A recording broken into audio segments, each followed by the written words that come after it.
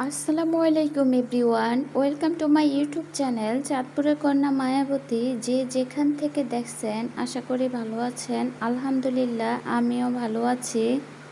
তো আজকের ভিডিও শুরু করে দিলাম একদম সকালবেলার নাস্তা থেকে। সকালবেলা ঘুম থেকে উঠে আসলে কোনটা রেখে কোনটা করব কেমন জানি একটা হিবিজিবিতে পড়ে যাই। আর তাছাড়া সকালবেলা কি নাস্তা করব সেটারও টেনশন করা লাগে, কি রান্না করব সেটারও টেনশন করা লাগে। যতই ফ্রিজ ভর্তি মাছ মাংস থাকুক না কেন, কি রান্না করব সেটা ভাবতে ভাবতেই দিনটা চলে যায়। আগের দিন থেকে চিন্তা করতে হয় যে কি রান্না করব। তো এই তো সকালবেলা নাস্তা শেষ করে তারপরে চলে আসলাম রান্না করার জন্য। আজকে কাঁচকলা দিয়ে তারপরে কার্ফু মাছ দিয়ে রান্না করব। আমরা তো কার্ফু মাছ বলি, জানি না আপনারা কে কী নামে ডাকেন। তো কাঁচকলা আর আলু আমি একটু ফার্স্টে ভাপ দিয়ে নিছি, তারপর এই তো চলে আসলাম রান্না করার জন্য। এখন মশলা ভালো করে কষিয়ে নিব। আসলে প্রতিদিন কি রান্না করব, কি নাস্তা দেব, সন্ধ্যায় কি খাবো, এই টেনশন করতে করতে জীবন চলে যাচ্ছে। তো আমার মনে হয় সবারই একই অবস্থা, যে টেনশন করা লাগে।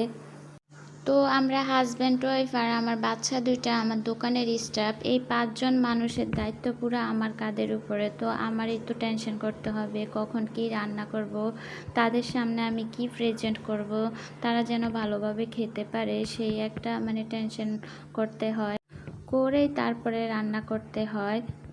তো এই তো আমি কাঁচা কলা আলু ভালো করে এখন মশলার সাথে কষিয়ে নিচ্ছি। তো এই ফাঁকে আমি একটু বলে নেই, আসলে আমাকে যারা সাবস্ক্রাইব করে তারা দেখা গেছে আমার ভিডিওতে এসে বলে যে আমি অমুক নাম্বার সাবস্ক্রাইব করছি। আবার অনেকে বলে ভালোবাসা দিয়ে গেলাম বুঝে নিও, বাট আসলে অনেকে সাবস্ক্রাইব করেই না, কিন্তু বলে যে করছে, তারপরে আবার কেটেও নিয়ে যায় অনেকে। আজকে কয়েকদিন ধরে এই প্রবলেমে ভুগতেছি। যারা বলে যে সাবস্ক্রাইব করে গেছি, আসলে অনেকে করে না, কিন্তু তাদেরকে আমি কিভাবে আবার ফেরত দিব?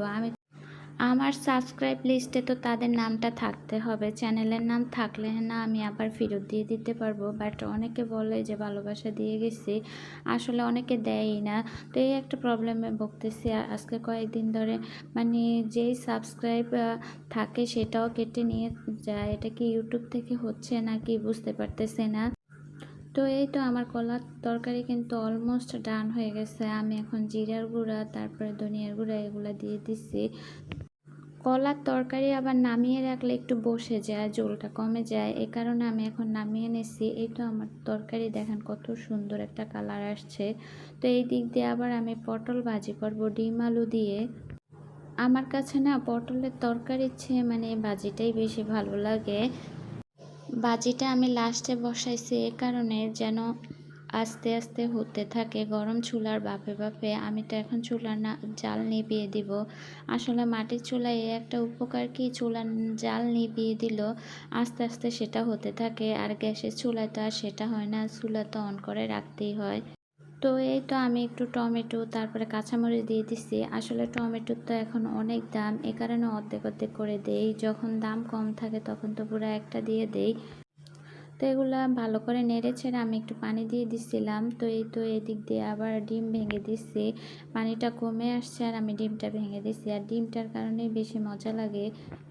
এখন আমি আস্তে আস্তে এগুলা চুলার উপরে রেখে দিব, এতে করে আস্তে আস্তে হয়ে আসবে ভাজিটা। আমার গাছের অল্প একটু ধনিয়া পাতা ছিল, আমি এগুলা দিয়ে দিছি ভাজির সাথে। তারপরে জিরার গুঁড়া ধনিয়ার গুঁড়া এগুলো অ্যাড করে দিছি ভাজির সাথে। তো এই তো আমার ভাজি অলমোস্ট হয়ে গেছে। এখন আমি এটা চুলার উপরে রেখে দেবো আরও। তো রান্না শেষ করার পরে গোসল করতে গিয়ে দেখি যে আমার চাচি শাশুড়িরা মাছ ধরতেছে। দেখেন কি সুন্দর মাছ ধরতেছে ওনারা। তো আমি এই কারণে একটু আপনাদের জন্য ভিডিও করে নিলাম। যারা মানে শহরে থাকেন অথবা বিদেশে থাকেন তারা তো এগুলা দেখেন না, মিস করেন, এই কারণে আপনাদের জন্য একটু ভিডিও করে রেখে দিছি। তো আজকে এই পর্যন্তই। যারা আমার ভিডিও সব সময় দেখেন তাদেরকে অসংখ্য ধন্যবাদ। অবশ্যই আমার ভিডিও দেখে লাইক এবং কমেন্ট করবেন। আর যারা নতুন নতুন আমার চ্যানেলে আসেন তারা অবশ্যই সাবস্ক্রাইব করে আমার পাশে থাকবেন। আল্লাহ হাফেজ।